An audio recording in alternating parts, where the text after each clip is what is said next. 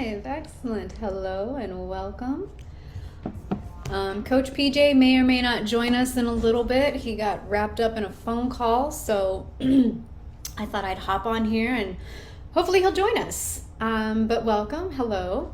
I know we didn't do a whole lot of pre-posting about this live, but by now you either know that we have this on Wednesday nights and Sundays and you care, or you forgot, and it's okay.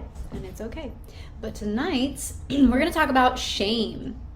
So I bring up shame, and I don't want anyone to feel shame about not joining us, not knowing about lives, not having a heads up. It's all good.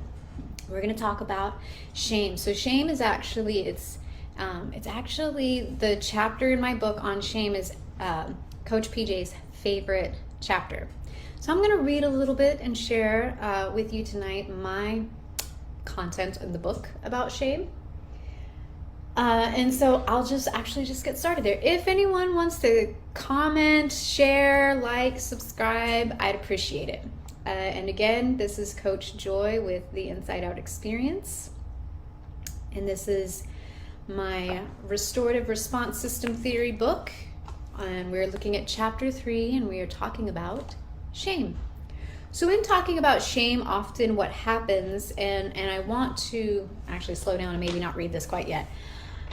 What can happen when we talk about shame is that it provokes shame.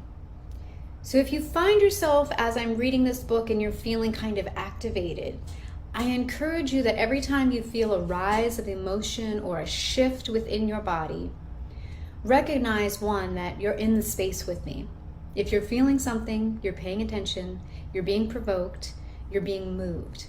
And that's a good thing. You are embodying this space with me. And I invite you in to embody this space with me and to learn about this topic of shame.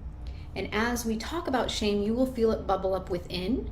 You will feel it wanting to project outward. You will feel it wanting to project inward. You will feel shame being perceived from others. And we will talk about how to know when shame is present, and then how to respond to shame. Because shame is always present when there is trauma. But just because shame is present doesn't mean that trauma is present, which is important, because if you grow up in shame as a child and you grow up in trauma as a child, you recognize them as one and the same. And so shame can actually become traumatizing. Now, I liken shame to the shepherd's staff. And when I say that, I mean, what people don't remember about the shepherd's staff, like in this modern world, it's hard to remember the roots of herding sheep and what really happens with herding sheep and all that. But your staff is supposed to do a couple of things. One, it can help you fight off bears and coyotes. The staff can also retrieve the one of the 99. So when you think about shame, there is a healthy relationship with shame, and there is an unhealthy relationship with shame. And a good shepherd, a good steward of shame, understands how to use that staff of shame to bring in the one of the 99 versus beating them out, exiling them, or moving them away from source or themselves. Okay? So chapter 3 on shame. I open with, I hate this chapter so much already.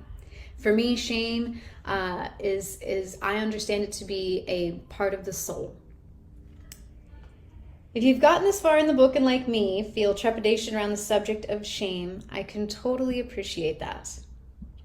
When we speak to the subject of shame, it is universal that inevitably shame will be triggered or activated within us.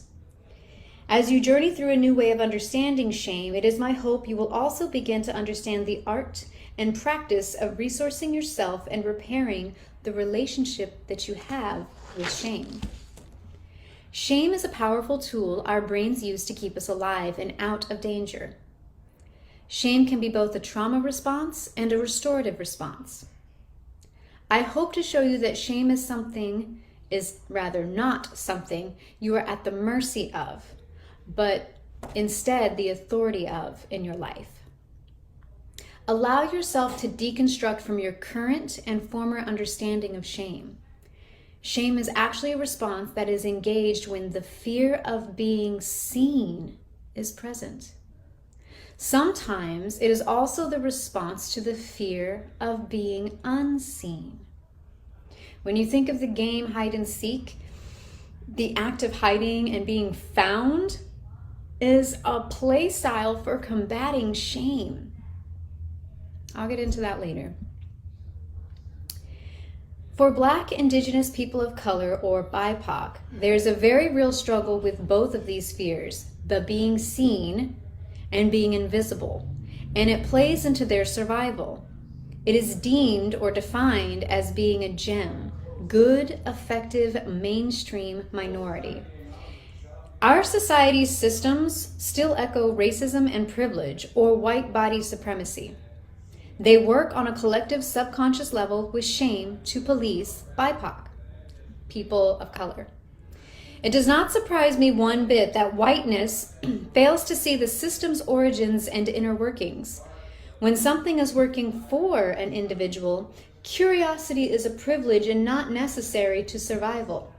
However, curiosity is the antithesis of shame and a catalyst to thriving. At some point, systems built to marginalize catch up to the privileged passive oppressor and demand their enslavement to continue. It's predatory devouring of the othered and less than. Then whiteness sees itself at threat of disconnection because of intersecting systems like poverty and a pandemic come out to play. Now it is a dog-eat-dog world. An ever-present fight response part emerges and marries with ego and pride. Until enough members of the collective of white body supremacy commit to being anti-shame, curious, with compassion, courage, and curiosity, the cycle will continue to their own detriment. Whiteness and white body supremacy is in a toxic shame and trauma response. White identifying people have a choice to go with the collective in that response or to pause and find the higher vibration or rhythm that aligns with the authentic and higher self. It is going to take facilitating safe spaces to be courageous and curious. It takes commitment and accountability. It is exhausting when attempted alone. It is also a scope within which trauma recovery coaches operate. Navigating toxic shame, generational trauma, betrayal trauma, and understanding of all the theories and techniques mentioned throughout the entirety of this book and beyond is what we are equipped with and do in a collective effort to heal the world. The white community is in many ways still unconscious to the ways we contribute to weaponizing people of color, emotion, intelligence, socioeconomic status, and more with shame. Exploring how whiteness and white body supremacy may consciously or subconsciously contribute to this, or just gaining awareness around the topic of shame and its intersectionality with isms, is a sacred way to honor your ancestral parts as well as your internal parts. Consider the fact that white fragility is a thing. It is a form of weaponizing shame. We need to recognize that the fear of visibility for any person of color hinges on who is perceived to be in charge in the moment. If a white or white-passing individual enters a room or space in which they become the perceived power or authority, it is our privilege to recognize and look at our brothers, sisters, and ancestors. Make room for equity. Hold space for all, and facilitate safety. How? Think it, feel it, embody it in some form of compassion, courage, and curiosity. Without making efforts to see each other, we will be blind to the ways in which we mean well but cause more harm to our marginalized communities. If we do not make efforts to look, it may perhaps create a cycle of also being unseen. Connect and disconnect. Even if that practice is only done on an internal subconscious level with shame, what we see and engage with externally, we practice internally with shame. I'm going to stop there for a moment and let that land for you. Because when we talk about shame, and then of course I go right to it talking about racism and the unconscious ways in which we participate in white body supremacy, naturally shame is going to bubble up. It's going to feel like an attack when you're not ready to be accountable to it. So I'd like to just take a moment with this, and if you're watching and you feel activated, I have a couple of suggestions. We talked about earlier taking a deep breath. Something that personally helps me, I've noticed that there's a trend with my clients as well, that we feel shame right here. And so what I like to do is I like to take my hand and close it, put it on my heart right here, and just sit with the shame and sit with the understanding that even though I've operated in ways that have perhaps supported shame, been shaped by shame, however it comes to me, I stop and try to pause and recognize what of that is mine, what of that is societal conditioning, what of that might be generational and passed down, and what of that can I release? Okay? So as you think about shame and you think about the way it makes you feel in your body, it might feel like a tightness in the chest. It's not the same as anxiety in the chest. It's a little bit different. But I wanted to talk about tapping. So tapping is a rhythmic thing that we do with our body to activate or wake up the cells. And sometimes if we're already in an activated state in our nervous system, but we start the rhythm of tapping, we can actually allow that feeling to flow through the body and temper its way out via tapping. So if you are one who does tapping or you're curious about tapping, it's a very simple exercise. The fatty part of your hand, and you just start tapping here. Okay. And you can tap here too. I find that sometimes this helps, or right along the collarbone, anywhere along the collarbone for you to tap. You can do it with both hands. You can do it with one. You can start tapping on this part of your hand. You can go back on this part of your hand. There's tapping here, right here, and right here. So those are some areas that if you find yourself activated and feeling shame about shame, perhaps, try tapping and giving your body, resource yourself with a rhythm response to allow that to tempo out, to rhythmically find its flow out of your body. Okay? Now, I'm going to go back to this and read where we are on chapter 3. I'll reread that last paragraph and then we'll move forward. Without making efforts to see each other, we will be blind to the ways in which we mean well but cause more harm to our marginalized communities. If we do not make efforts to look at each other, it may perhaps create a cycle of also being unseen. Think connection and disconnection. And welcome! Coach PJ is here and he is joining us. Welcome, welcome. We are talking about shame. Cool. We're reading about shame. Okay. And we were just going through, let me catch him up, everyone. And if you're watching, I'll catch you up too. So we've read this page, all of this. Okay. We talked about white body supremacy and we talked about combating shame. We talked about a little bit of tapping exercise to help with the shame. And this is the last paragraph that I read. Okay. So do you want to start us off there? How are you feeling? Would you like to pause first and do a little somatic work, or are you good to jump in? I'm good. All right. I took a breath already. Sweet. Excellent. I knew you would. All right. Our nervous systems are centered. They are balanced. They are ready to continue this journey with you speaking about shame. So think back to the previous chapter when I was speaking to dysfunctional parts in the family system. Remember, the individual desire to come together and be independent were the driving factors in relationships. how they operate, and are influenced by the system's functionality and dysfunctionality is wrapped up in that duality. It is fair to say that all of humanity is operating from a duality of being social and communal, while also expressing their individuality and uniqueness. Whether we realize it or not, this signifies an internal, fundamental understanding that we are all special, different, and a part of a larger puzzle and picture of healing. Can we pause there? Because I got a question. Yes. Okay. This is something that we actually talk about a lot. And this is my favorite chapter of the book, as you know. I have told our viewers such, yes. Yes. So there's one thing that I don't take issue with, but I do see room for discussion. Okay. And that is, it is fair to say that all humanity is operating from a duality of being social and communal.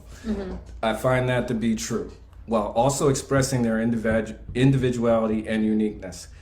That's where I give pause, because I think it's also fair to say that many of us have been tricked into not being communal or individual or unique.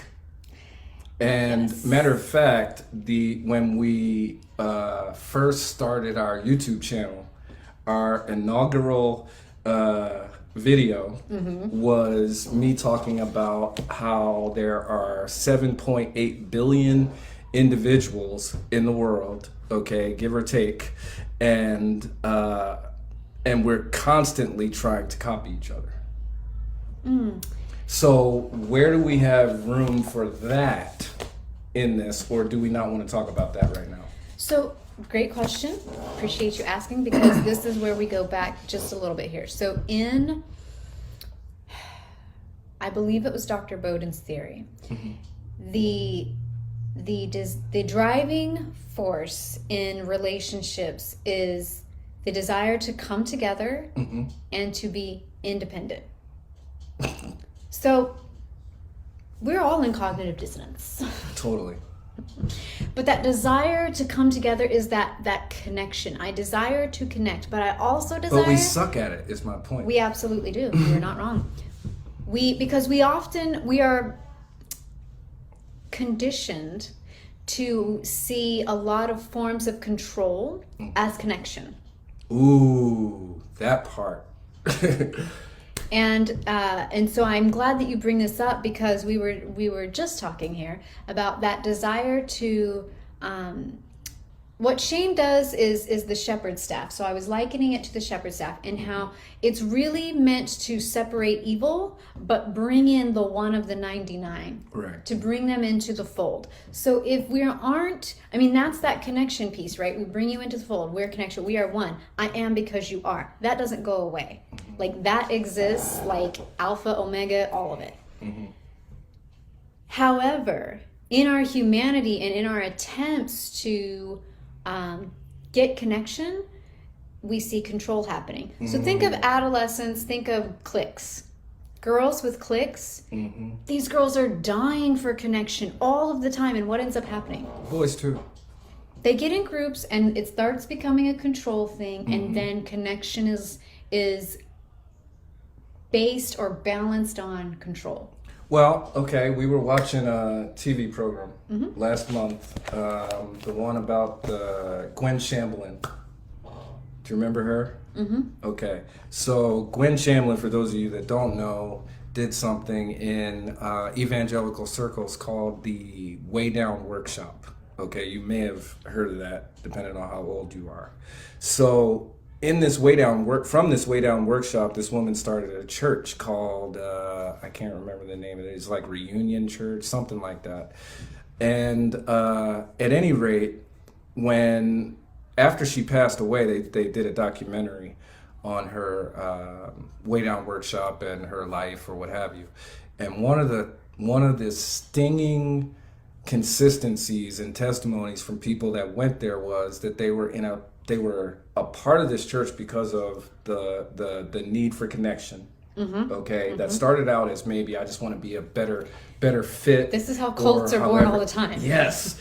And then it got to the point where they were scared to even be themselves. Yeah. Ultimately, because somebody's going to tell on me and I'm going to get in trouble. Shame. Yeah. So that's all I'm saying when I say I don't have any problem with anything in the road. It's just that in acting that out, we stink at connection. Yes, and that's why you need trauma recovery, because where there is trauma, there is shame, and shame is shame weaponized, shame toxic is always a disconnector. However, it's the shepherd, it's the shepherd's staff, it is the steward of connection. So when you know you have stepped from connection and into control, then you know you're out of a healthy space with shame and in a toxic and unhealthy space with shame. And to be fair, more to your point, since we are talking about it, how they operate and are influenced by the system. Okay. It is fair to say that all of humanity is operating from a duality of social and communal while also expressing their individuality and uniqueness. I understand that sentence is being made from a space of privilege. Because just as you said, not everyone knows how to express their individuality and uniqueness outside of the confines of some kind of control. Yeah. We can go right to hair. Ooh. How much shame is there? How much shame has been put there, and how much have we projected, how much have we accepted, how much have we weaponized, and how much have we stepped out of that space and gone, it's my hair. Right. And we can talk about different ethnic hair, we can talk about hair color. There's shame. I've been shamed for going gray. I've been shamed for trying to dye my hair. And I just finally have been like, I'm gonna walk this on both sides, because this is what I desire to do as a self-expression, right? And here's the thing I will say about that too, and then we'll move on. Individuality is desired because you are a unique thumbprint of your creator and your source and whatever energy you are born from.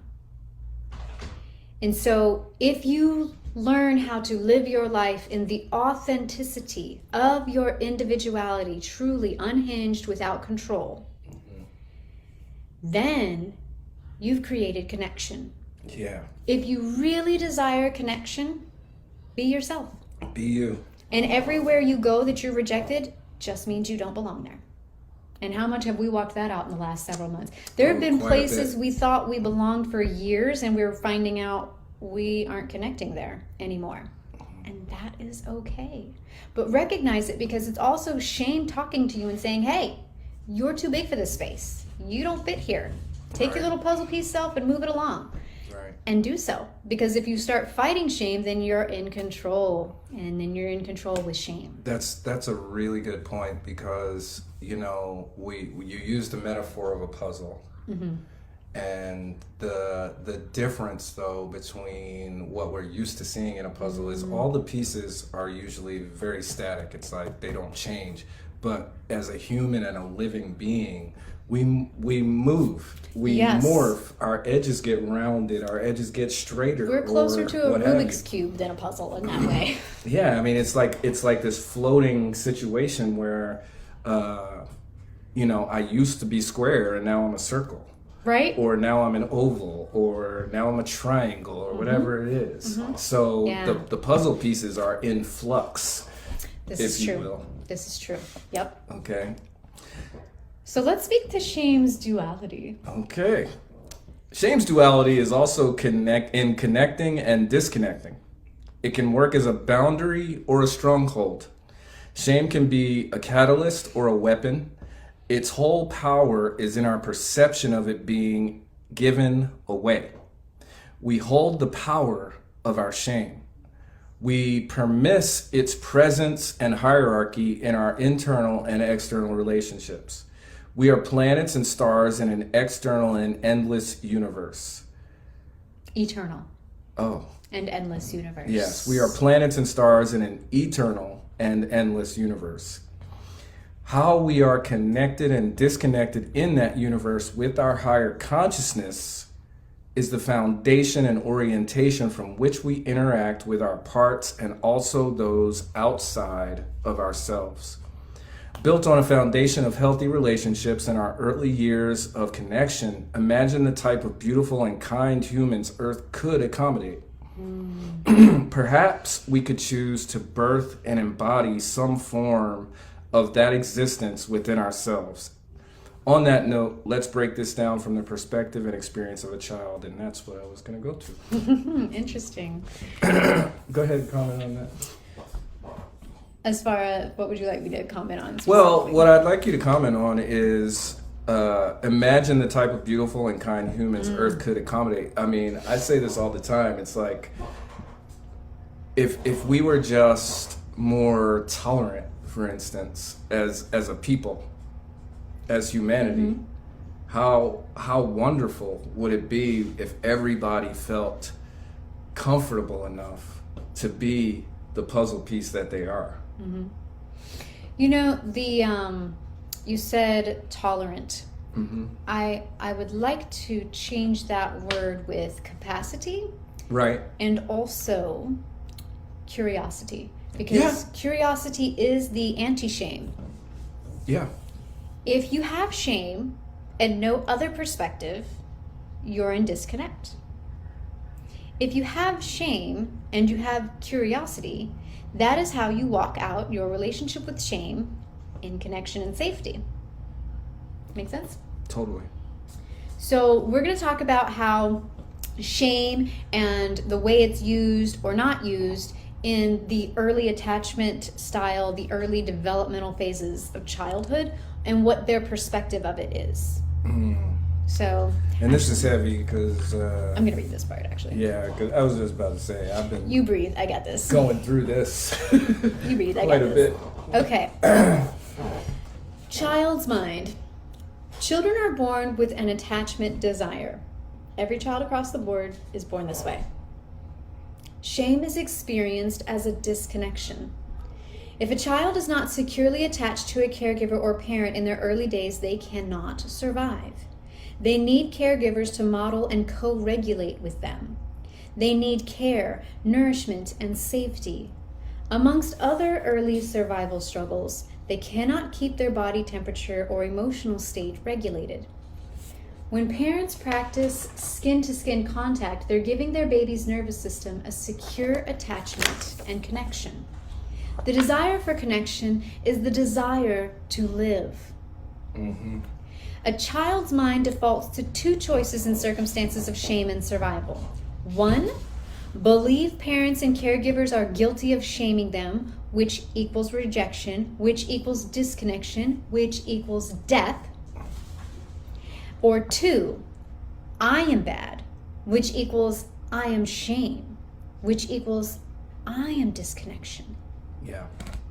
And when a baby is left with one of those two choices, it starts to make sense that if a person is oriented to the world from a space of disconnection and shame, that they're not going to thrive as an adult. That's right. It is that extreme in the adolescent mind. Either accept shame and die, or internalize and embody the shame. So then the child's brain moves to the space, moves to keep the body alive, equals goal of the brain, and their little brains pull out a fake identity. Oh look, a part is born. And it's either a part or that the parent or caregiver can approve of. So this is important, this detail right here. This is. And this has shaped my life. So let me read this again. So the child's brain moves to keep the body alive, which equals goal of the brain. And their little brains pull in a fake identity or part that the parent or caregiver can approve of. And then they hide their authentic self. So from an early age, a lot of us are not even operating from our authentic self, which speaks to the question you had earlier. You may be familiar with the personality traits and or the use of masking, but it's all parts. They do not separate being shamed from the shame itself. And so they create a little shame part. an authentic disconnect from the whole authentic self. This little part is the mask the child will wear for approval and perceived connection and reconnection with his sun or solar family system. That's a mouthful. I'm just gonna Go ahead. share my own revelations as of late. And you know that I think I've said in the past on the lives and on our videos that I've been doing a lot of parts work. And one of the things that I recognized as of recently is that most of my life I've been operating from a different part than what I truly desired to be. And the reasons for such, the genesis of it is back here, because people are constantly telling you what you're capable. I mean, and this is all done with the greatest all the love in the world. You know, the greatest intentions of love. And it's like, oh, you could do this, you could do that, you could do this, but none of that was what I actually wanted. You know what I'm saying? So it's like, okay, I got all these choices, and that's a good problem to have, first world problem, but at the same time, it was doing damage to my authentic self in the way that I had to pretend. Okay? Like, for instance, just the thing that comes to mind is most people would look at me and think that I was an extrovert. And I am not. Yeah, don't I know? You have to live with me to know that I'm not, because what I actually am is something called an omnivert. And what an omnivert does is it presents as an extrovert if an extrovert is needed. Otherwise, it's content to just be a piece of the puzzle. It doesn't have to be the piece of the puzzle. But I've always been called upon to be the piece of the puzzle. And for years, like when I was in church ministry, okay, and did vocational ministry, for years I was number 2, and I was fine with that. It was a comfortable space for me. But though the you know, I had gifts, I was a good teacher to be, and that's what everybody would say. Oh, didn't you're too serve much under to a be big enough- doing this. You know, you need to do your thing. You need to do this. You need to do that. And it's like, no, I'm cool just supporting, you know, this vision. So, okay, I'm forced now to have my own vision, which worked out. I mean, it was fine, but it really wasn't really who I am. Now, it would have been great had I been able to have somebody else do everything but teach. Because I am a teacher. Yep. And I am a leader, but I don't really yearn to be out in front. We don't have to lead out front. I don't have to lead from the I'm front. gonna lean into this frame. Oh, I'm sorry. But I don't have to lead from the front. I'd rather influence, Yes. to be perfectly honest. And That's a good point. yeah. And there's a difference, and neither one is more important than the other. But because of the society that we live in, that's how it's seen. When you think about how we built the Inside Out experience, even with our last company, it's been more my face on it than yours. And it's come up a few times in conversation about how do you feel about that, you know? Because How should I feel about that? people thought the opposite of me. Yeah. They thought that I was an introvert. And Oh, hell no. and I've honestly never been. I've always been a social butterfly, but I also know that my genesis and disconnection with that is 3rd grade, when I was taken out of school and no longer had social outlets, and it was like the only thing I could socialize with was my pets and my brothers, which Made you weird. thank you. You're welcome. I'm so glad you paused and thought about the vernacular you wanted to attach to that. You know I got you. This is what we do. So, and let's talk about the shame in that. Like, I could feel a great deal of shame about that. I didn't have control over that situation. I'm over it, you know, and I'm not ashamed of my brothers, and I'm not ashamed of my pets, and I'm not ashamed of what people think of them. Right. That's their thoughts and their whatever. I know that for me, thriving would have been in a space of being social with others and connection. Mm. And not only did I not have social connection, I did not have attunement in my family. That part. And that not really is that's probably the majority of my weirdness, actually, when I think about it. But attunement is such a huge word that we shouldn't just throw around, because it's ultimately important. And that is something that we personally strive for in our family. Yes. Is attunement, and just to be able to recognize even like, you know, how I acted there, what I said there, you know what I'm saying, was not something that was going to be beneficial to that other person. And it's also not benign. It was straight up hurtful.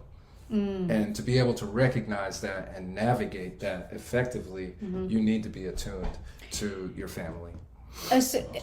Family, and we do this with our clients too, because in session, like you'll notice in our lives, when he is speaking, I am here. And I will glance back here just to check in with the audience, but my attunement in this space that we've co-created, and if you're watching, you're a part of this too, but my attunement in this space and the energy in this space, just to give you guys a little background, I look at myself as a vessel or a container, and I fill that before I come to a space to fill that space. So before I even came in here tonight, I did a little self-care, and I did a little breathing, and I did a little stretching, because I wanted to sit with you tonight knowing that, look, if I'm being honest, it's been a day. It's been a really long day, and I'm really ready to get this over with. But I'm also wanted so desperately to get here tonight that I started without you. Clearly. Because I desired connection, and I desired to connect with those who might not recognize they're in disconnection because of shame. And I wanted to facilitate attunement and safety with our audience tonight, and anyone who might be listening in the future, because connection and safety, that's an early attachment cry. And if we answer that call now, no matter how old, no matter how long you've been in this, you can answer that call today, and it's a right now manifestation for your authentic self. Yeah. And not only that, it shouldn't go unsaid that answering that attachment cry is an act of surrender. And in that Surrendering control. You're surrendering control, and you're allowing connection. Yep. Connection is something you allow, that you permit. Yeah, you can't control connection. When you've stepped over there, you've gotten out of line. Yeah, bingo. I think we've read a lot tonight, and I don't want to go any further. We can talk about imposter syndrome next week if anyone feels like their shame is being provoked on that front. But actually, we're going to skip that part, and we're going to go over this, because I do want to talk about how to know when shame is present. Yeah, this is important. So this is important to understanding shame. So shame is present when these four behaviors show up. And the first one is attacking the self. I'm such a dumbass. Shouldn't have done that shit. I said a stupid thing. I made a wrong move. And if you're beating yourself up, you're dealing with shame. Okay, it's that inner critic. It's perfectionism. Something is wrong with me, or I deserved a bad thing that happened to me. The idea that you are a bad or toxic person because of a behavior that you display is shame, and it's an attack self-shame. Yeah. Then there is the second one, which is attack others. So this is a narcissist's favorite. So if you're being gaslit, if you're being blamed, criticized, if someone is always throwing you under the bus, contempt, resentment, rage, violence, those are attack other forms of shame. And when we use the word narcissist, we use that from a place of understanding that narcissism is It's a on spectrum. Right. We all have a little bit of narcissism in us. Yeah. But there's healthy narcissism and unhealthy narcissism. And far too many of us move off into unhealthy because it's really, again, it's that control. That control piece. If you're trying to control, you are stepping out in ego and narcissism every single time, and you are weaponizing shame. Mm-hmm. The third behavior that helps you know shame is present is denial. Disassociation, numbness, fawning, clinging, addiction. Addiction is denial of shame. Mm-hmm. Your access to anger is frozen. If you struggle feeling or expressing anger, you are likely in a bind with shame. And then the last one is withdrawal. So we have attack self, attack others, denial, and now we have withdrawal. So self-betrayal. That's a withdrawal with shame.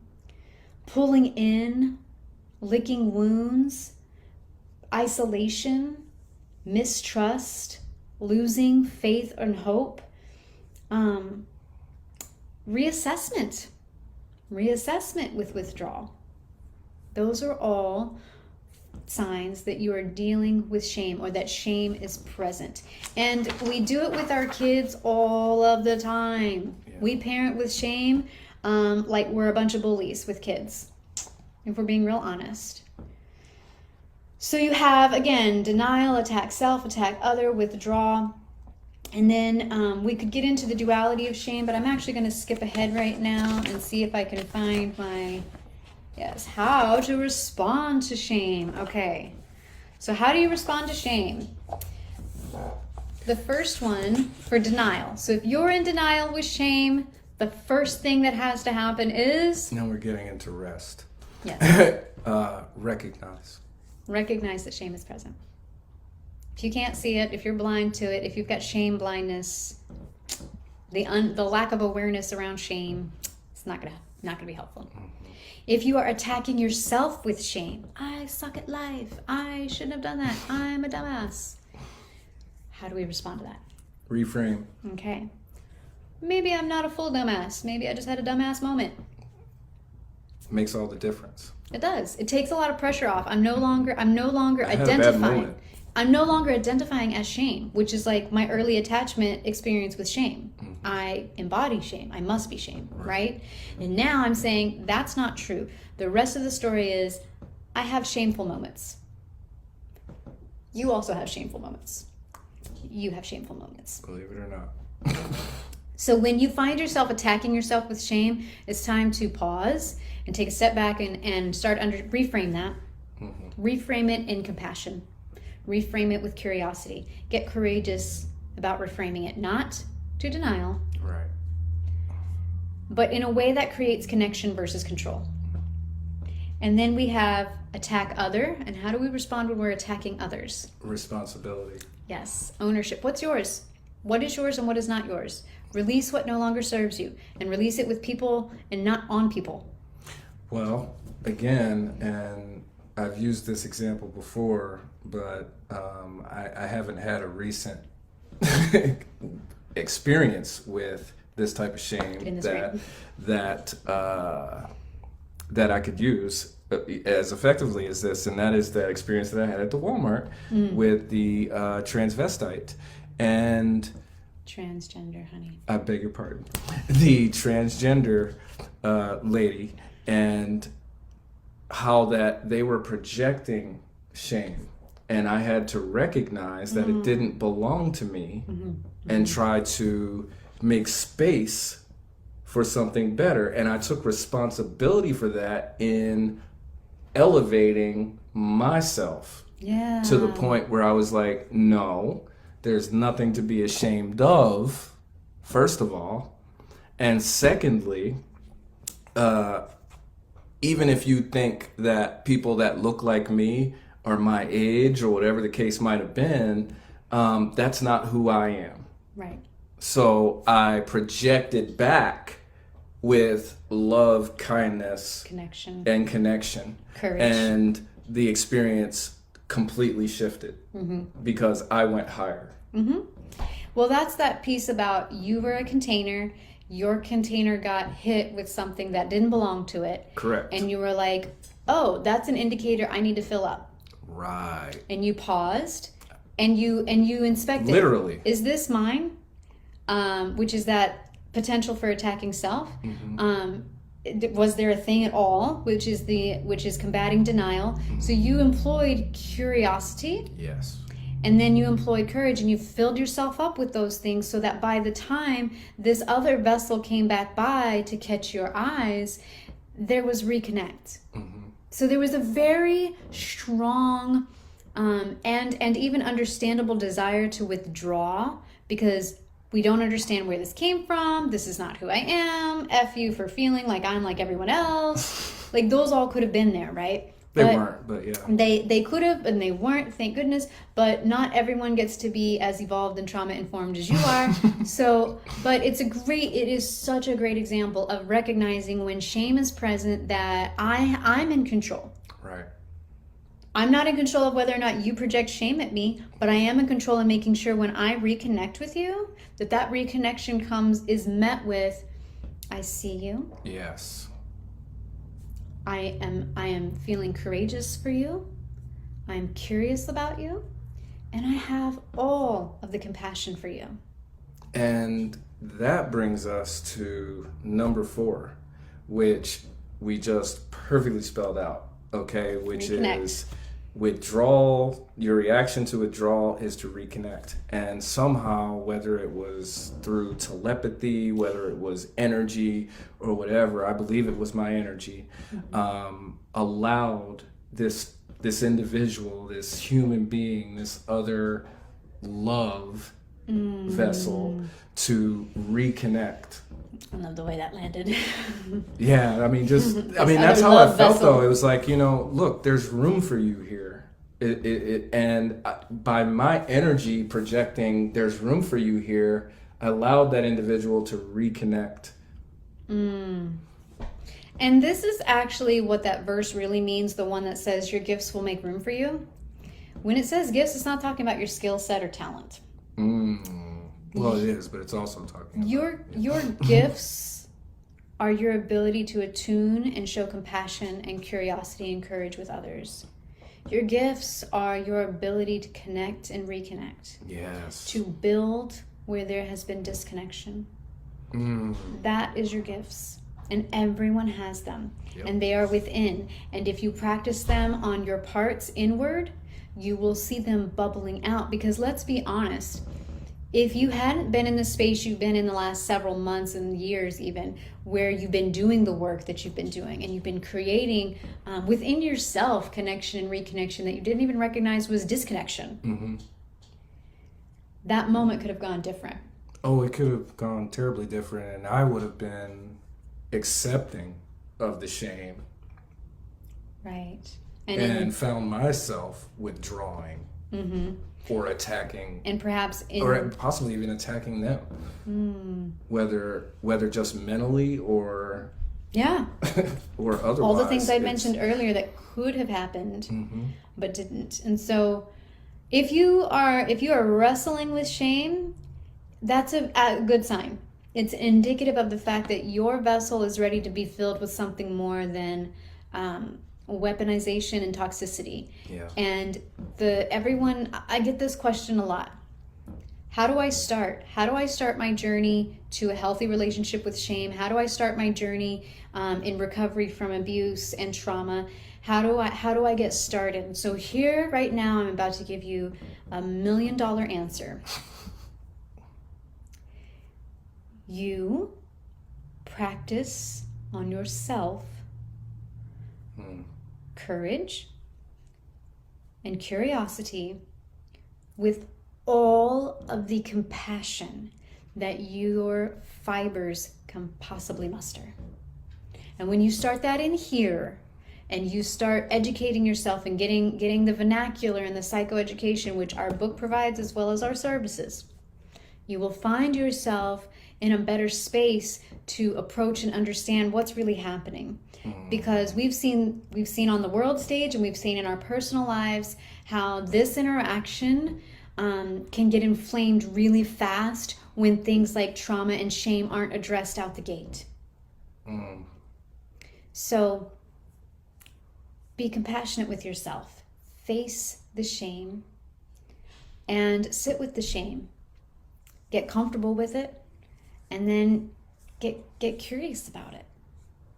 And in doing that, with all the courage you can muster and all the compassion you can show yourself, you'll find your way. Including forgiveness. Including forgiveness. That's an act of compassion. And I'm one that believes that the forgiveness is only something you do for you. You don't have to do it for anyone else. You don't do it because the Bible told you. You don't do it, like, throw all that away.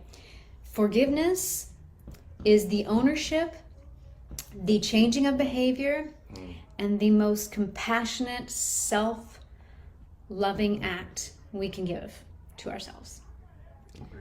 So with that, I think we've spoken a lot tonight, and I really appreciate our audience joining us. I know doesn't look like we got as many interactions this time, but I also am doing this for my personal page because, like, naturally technology every week is like, oh, you can't do this through YouTube. Oh, you can't do this on the business page. Oh, look, you can't do this on YouTube through the business page. And I wasn't here to help.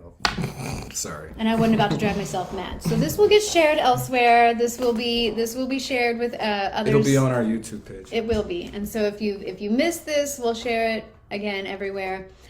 Also, I would like to let everyone know we wrapped up, and we're wrapping up one and beginning another. We did a podcast series with the Let's Chit Chat Sis podcast, and they are an amazing, awesome group of people who are just awesome collective of authenticity. And I adored the time that we got to share with them. We did speak. They released an episode this week. They've got one coming out next week. And in the future, there's going to be a mini series talking about trauma and trauma-related things in everyday life. Trauma recovery. And so we hope you guys will join us over there, as well as continue supporting us here. And with that, do you have an exercise that might help us get our awakened and activated nervous systems with shame right now a little more centered and chilled out? Sure. Okay. Can I put you on the spot like that? Can I do that? First thing we want to do is make sure that what we want to do here in these somatic exercises is to embody ourselves. And I used to think that this was just mumbo jumbo nonsense. But then when you step back and think about how many times has someone asked you, how do you feel? And you really couldn't answer the question. The reason that you can't answer that question is because you're really not attached to yourself. You're not even connected to you. So if you're not connected to you, you're really a blind squirrel looking for nuts when it comes to connecting with others. So in saying that, I will move forward with an exercise that will help you and me and Coach Pepper to reconnect with ourselves. Okay? Our vessel, our container. Our container. Our expression of individuality and love. Our self is not the container, but we need the container. The container helps us to express ourselves. And that's that whole mind, body, spirit connection. And again, you can't be connected if you don't know the answer to how do you even feel.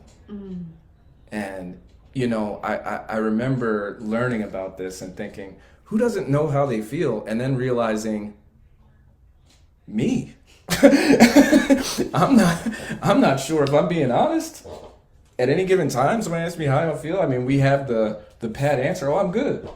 Right, but if you stop and think about just your sensory input, how do you feel? What do you see, taste, smell, hear? How do you feel? And what is your nervous system saying to you? Yeah. Sometimes what I feel is like my stomach is bubbling from nervousness. Sometimes what I feel or butterflies. And then why? Why? Yeah. And then even if you do know why you feel how you feel, do you know why? Here's the thing about not understanding or having vernacular around your emotions is that what their genesis starts as and what they morph or evolve into become problematic. And I could go on about this, and I won't, because I think we should get to this exercise. But we will talk more about emotions and shame next time. And you said you did tapping already? We did a little bit of tapping here, and it was just a little intro, nothing special. Okay. I waited for you on that. Thank you, baby. I got you. Well, first thing that I want you to do is to find yourself wherever you are and just observe the space that you're occupying right now. Make sure that you can feel your feet on the floor. Let's start there from the bottom up. Let's just start there and see if we can feel our feet being supported by the floor.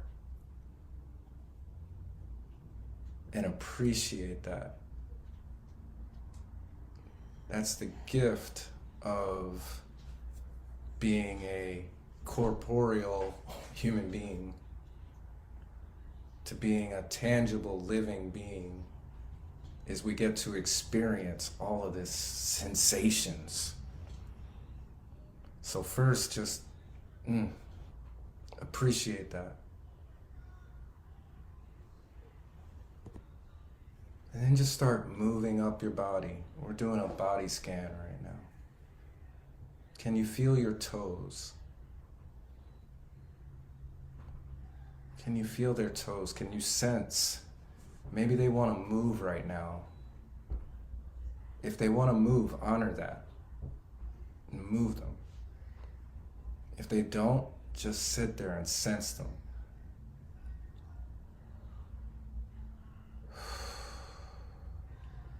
Moving up to your ankles. Mine are a little chilly right now.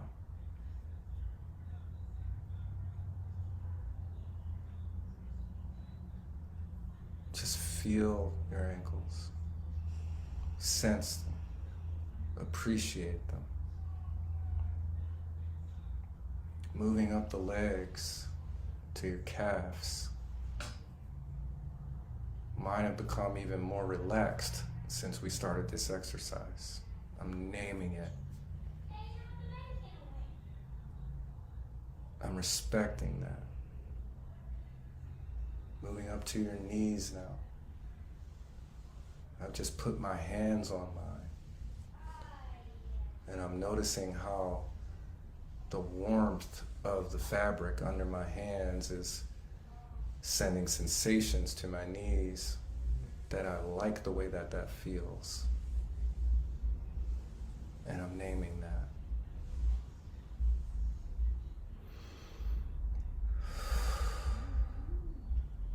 Moving up to your thighs now, and my hands will move with them.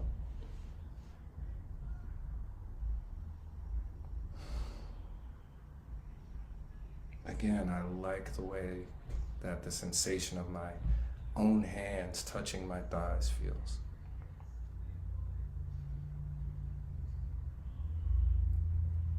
Move up to your waist now.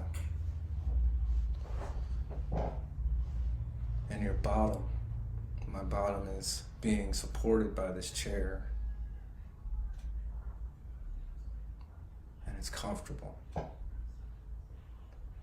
chair is a little hard right there, so I'm going to shift.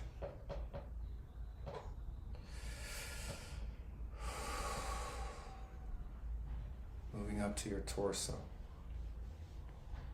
What do you notice? Do you have any hunger pains, maybe?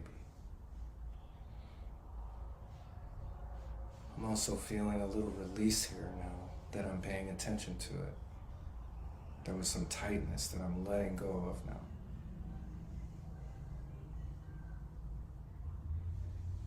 Move up to your chest.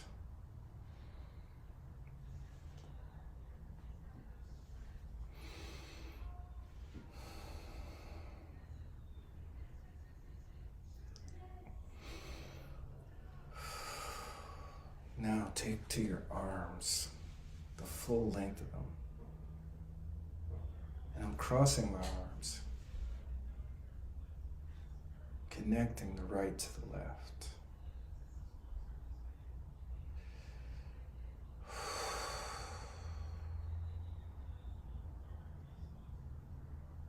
Move up to your chin.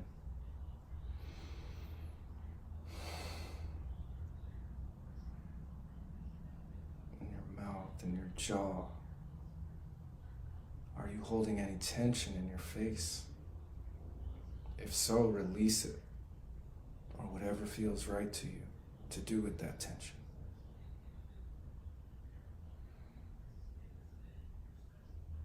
Your forehead. Are you relaxed or are you tense there?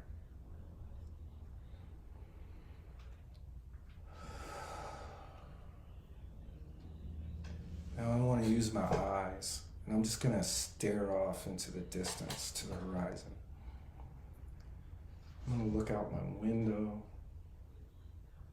and notice the beauty of creation as I connect with it.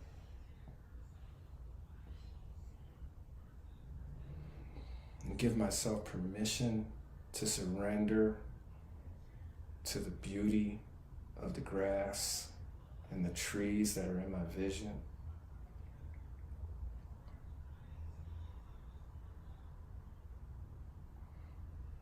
Now I'm looking more intently around the space that I'm in.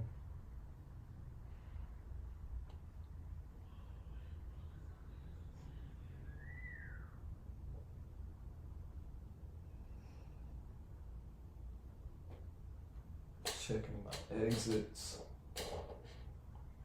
checking the space that I'm in, assuring myself that I'm safe in this space, the space that we share, the virtual space is what I'm observing now that we have co-created to be a place of safety, to be a place of discovery, to be a space that permits reckless abandon.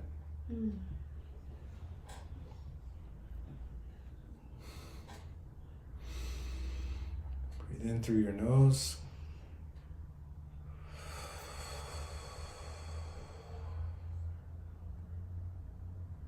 I hope that worked for everybody else like it did me. I feel great. I'm ready to go to bed. And if that's where you're at, go on and go to bed. I'm like, yeah, it's 7:30. I can do it. We thank you for being with us today. We appreciate you, and we don't take you for granted at all. It's all love and gratitude here. All love and gratitude. And you are always welcome in our space. Thank you so much for sharing this with us, this energy, this space that's never existed before and never will again. What a delight. How delicious. Completely. Have a wonderful rest of your week. We hope to be back here Sunday, maybe. We got some exciting things, some awful things, it's mostly exciting things on the horizon. Life is life, as it is for everyone. So join us as you can, and we will be here to meet you in compassion, courage, and curiosity, and go live your best life from the inside out. Namaste.